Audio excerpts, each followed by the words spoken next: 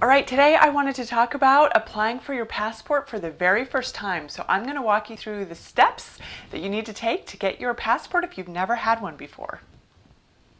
So I applied for my first passport when I was 31 years old, and so my recommendation is just do it. I know that it can be super overwhelming to apply for your first passport, but it's so important to just do it because then you can start traveling instead of saying that you're going to do it one day. It's one less step that you're going to have to do when you decide to take that first trip. So first thing you want to do is go to the Department of State's website, which is going to be at travel.state.gov. I will post that below as well. And you're going to be looking for the DS-11 form. They're actually pretty good at walking you through the steps. If you're a first-time passport holder, they'll tell you exactly what you need. First step though, find that form, fill out the application. Number two, you're going to want to get all your documents together. And this is actually not that complicated, but you do definitely want to have your birth certificate if you were born in the US. There's a couple things if you're not born in the US, and I'll list all those too. I have a whole story with all the requirements that you'll need.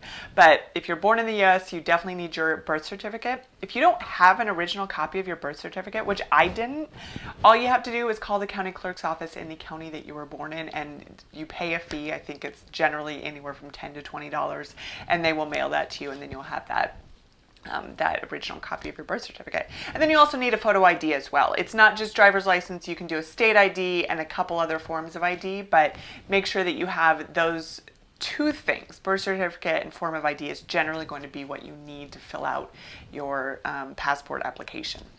Then how much does a passport cost? It's not the cheapest thing, but knowing that it lasts for 10 years is, not too bad. So your passport's going to be $130, and then the administrative fee is going to be $35. So if you are not in a hurry at all, expect $165, and that's in 2022 terms. So just know that it could go up every year, but in 2022, it's $165 to get your passport. However, if you are expediting it, you can actually expedite a passport because expect your passport to take probably anywhere from 4 to 6 weeks. And if it's a high volume time, I've seen people this summer that it was taking 3 to 4 to 5 months. So if you do have a trip coming up, you will want to expedite it, and that's going to cost a little bit extra. And then if you need it in emergency time, that's going to cost even more. And that's generally if you're traveling within a couple days, you can get that emergency one pushed through. So where do you go get your passport? What you need to do is, I will post the link again below, but at the travel.state.gov website, they will have a link for you to type in your zip code, and then they will give you the locations near you to go turn that application in. Generally, when it's a first-time passport, you need to go in person to do it, and they will help you through the whole process of that. Usually it's going to be a post office or a county clerk's office, county recorder's office, something like that. So the next, where do you get your passport photo? There are a couple different places to get your passport photos. So first one, my recommendation is don't try to do it at home. They're going to give you a list of things you need to include in your passport photo, like a white background and no selfies and all that kind of stuff. I tried to take my own passport photo the first time I did it. I spent like 2 hours getting the perfect photo, and I took it in. They're like, no, this is wrong. So just leave it to the professionals. Generally, you can go to Walgreens and get a passport photo.